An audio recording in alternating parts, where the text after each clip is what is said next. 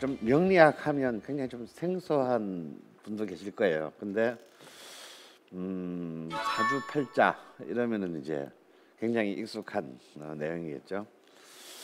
뭐 요즘 젊으신 분들은 좀 많이 모르겠지만 저는 이 명리학을 공부하기 전에는 지난 30년간 음악 평론가로 사실은 활동을 해서 아마 음악 평론가로 아시는 분도 많을 겁니다. 또 제가 한 15년 전에 제 삶에 굉장히 좀 급격한 변동이 생기고 그때부터 또 제가 명리학에 좀 심취를 해서 계속 공부를 하면서 책도 내고 또 강의도 하게 됐습니다. 그래서 좀 이게 제 삶이고 팔자고 운명인지 모르겠습니다. 오늘 여러분께 제가 들려드릴 강연 주제는요, 음양오행의 인생론입니다.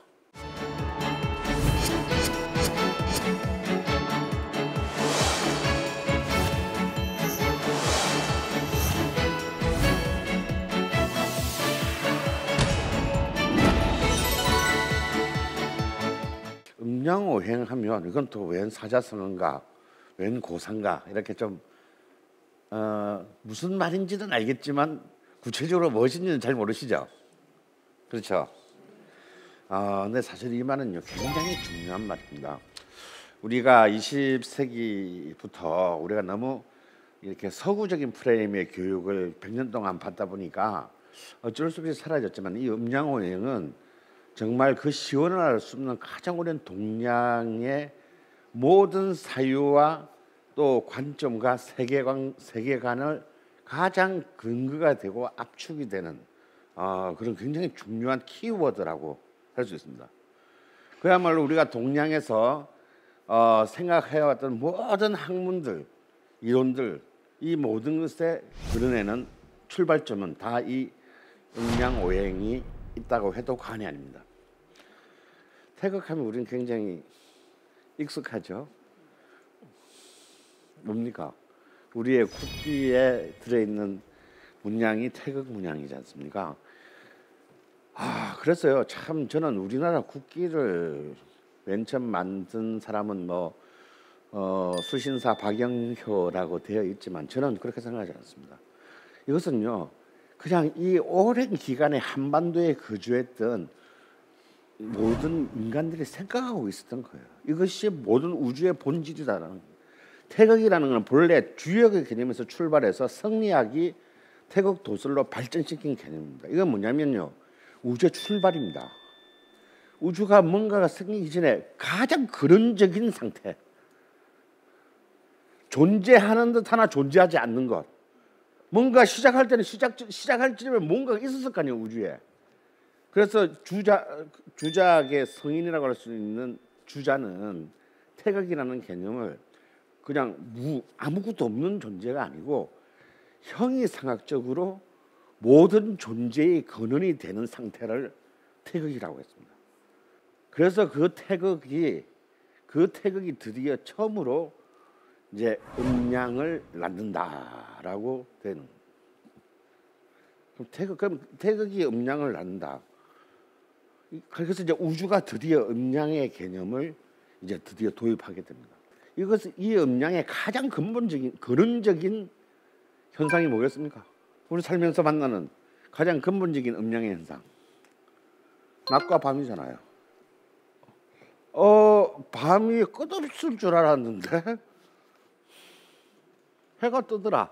또 좀 있으니까 해가 슬슬 저물더니 찬바람이 슬슬 불면서 어두워지더라. 이게 바로 음과 양, 밝음과 어두움. 이것을 형상화한 것이 바로 우리가 아는 태극의 문양이라는 거예요. 저는 이걸 누가 만든지 몰라도 전 진짜 정말 천재가 만들었다고 봐요. 왜냐면요 이 가운데 음광이 있으면 이렇게 바로 뚝 쪼갤 수도 있고 그죠? 근데 뭔가 이렇게 둥그러무리하게 이렇게 만들어 놨어요. 이게 뭘 말하는 걸까요? 네? 뭘 말하는 거지? 자, 빨간 걸 일단 편의상 양이라고 합시다.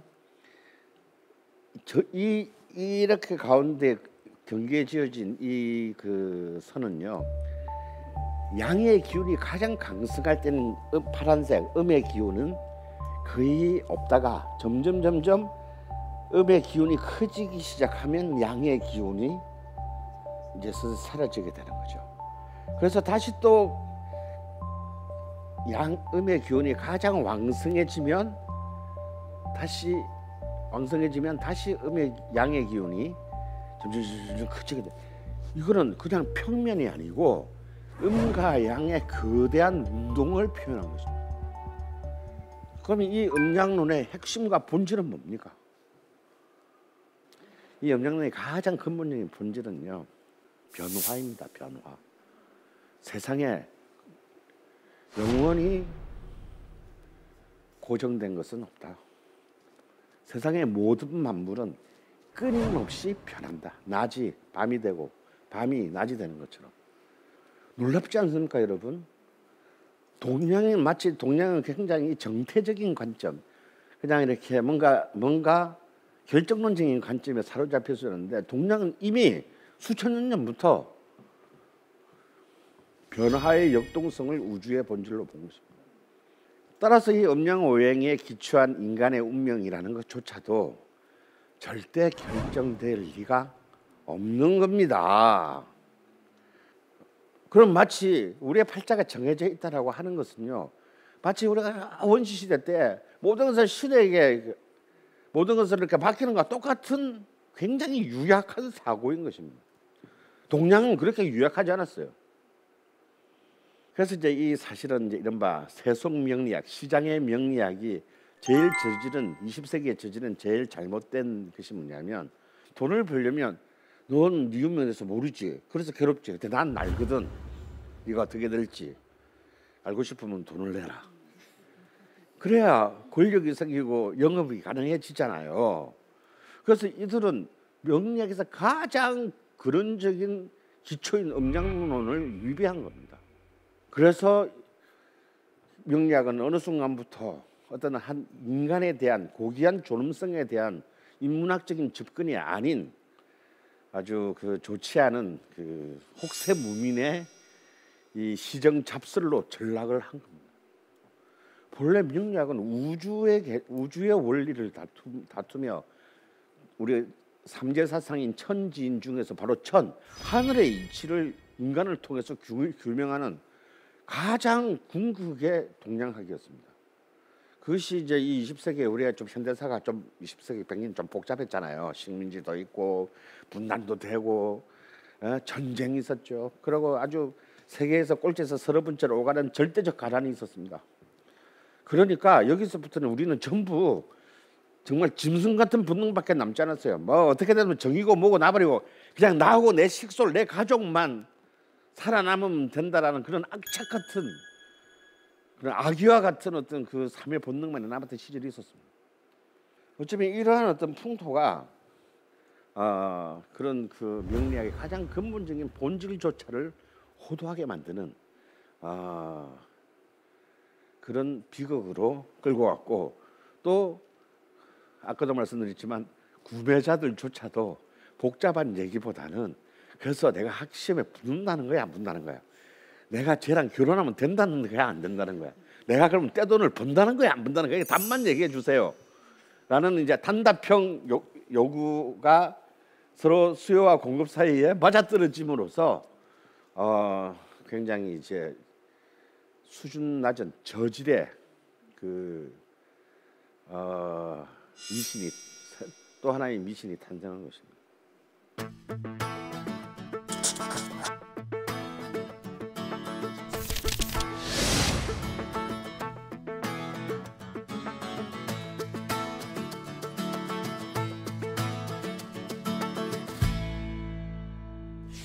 그래서 이제 이 음양은 다시 태극이 음양을 낳고, 음양은 다시 더 분화돼서 오행을 낳게 됩니다.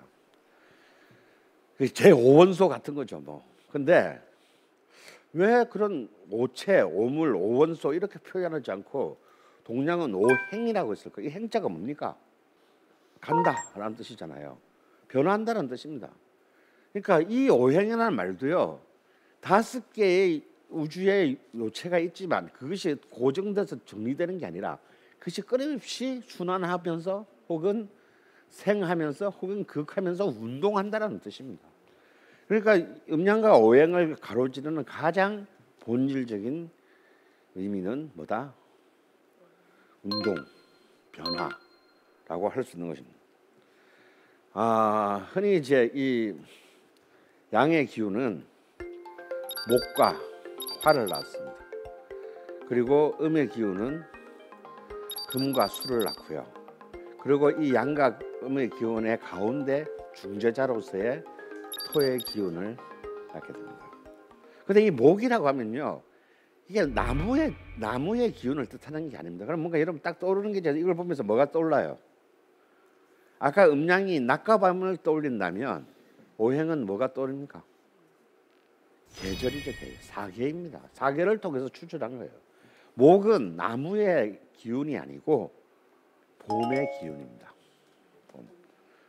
봄은 어떻습니까? 이렇게 모든 이제 생명이, 애기들을 보세요. 막 잠시 이틀 안 보고 3일째를 보면 쑥쑥 자라 있잖아요.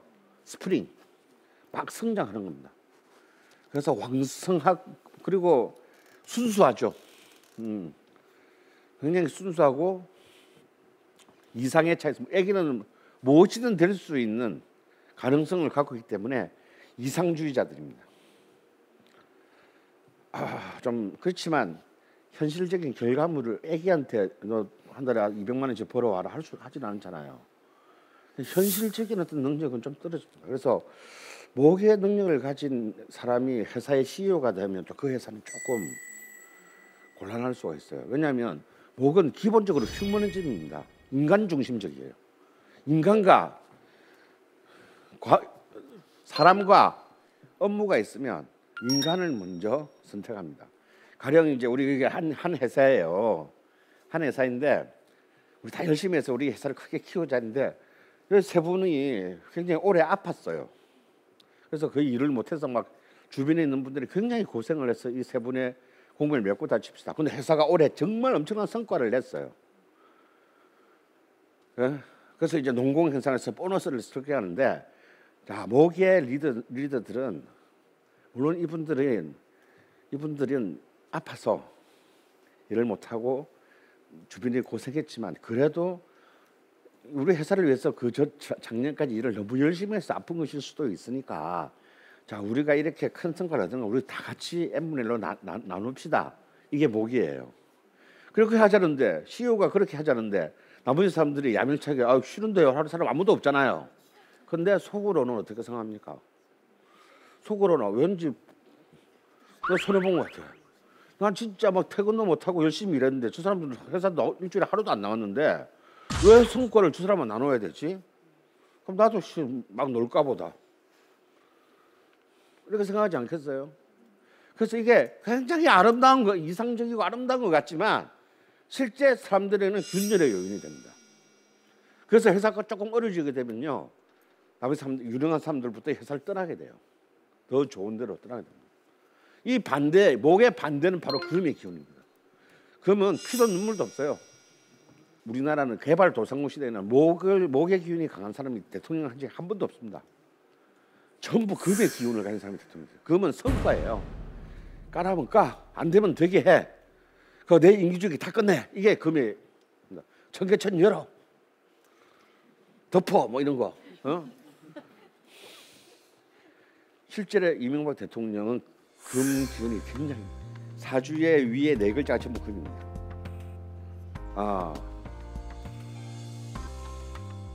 전두환 대통령, 노태우 대통령 다 금의 정신이에요.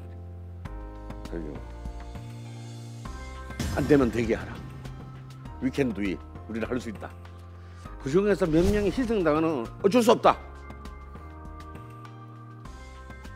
결과 중심. 이게 이제 금의 기운입니다. 이거는 이제 형체죠. 구체적인 가을에는 뭡니까? 결실을 하야죠.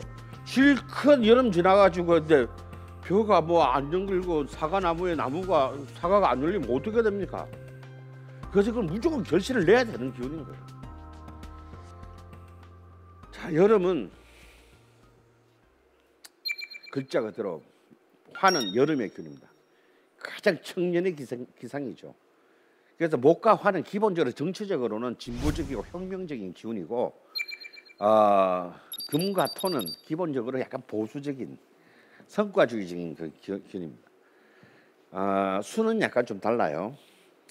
그래서 이제 이렇게 해서 목화 토금수 나눠지게 되는데 이것은 이제 계절과 또 하루의 시간대, 목은 아침, 화는 이제 낮, 금은 저녁 뭐 이런 시간이고 토는 뭐냐면 이제 양과 음이 교차하는 시간, 환절기가 되겠습니다. 토는 방위상으로는 수가 북쪽이고 화가 남쪽이라면 토는 중앙입니다. 오장육부로도 우리 오장육부에 딱 중앙에 있는 게 뭐죠? 응? 위장이죠, 위장. 인간은 안 먹으면 아무것도 못합니다. 모든 장기들한테 영양을 골고루 공급해줘야 우리는 인간이 돌아가잖아요. 그래서 위장이 토인 겁니다. 그래서 토 기운이 약한 사람들은 소화기 장애가 많이 걸리게 돼요. 식도나 소화기에 장애를 많이 걸리게 됩니다. 그래서 이렇게 어떤 이 오장육부로도 오행이 나누어지고 또 그것이 갖고 있는 어떤 심리적인 요소, 그다음에 성격적 요소. 화는 아무래도 열정적이고 자신감이 강하고 화니까 뭐냐면 막 자기를 보여주고 싶은 사람. 그러니까 왜 꼭 집에 이렇게 방에 전신 거울이 있는 사람들은 화가 많은 사람들입니다. 꼭 나가기 전에 자기를 전체 스크리닝을 한번 쫙 하고 나가야 돼요, 분들은. 왜? 내 자신보다도 내가 남한테 어떻게 보여지느냐가 굉장히 중요해요. 그러니까 어떤 사람들이 이런 걸 많이 하겠어요. 연예인들.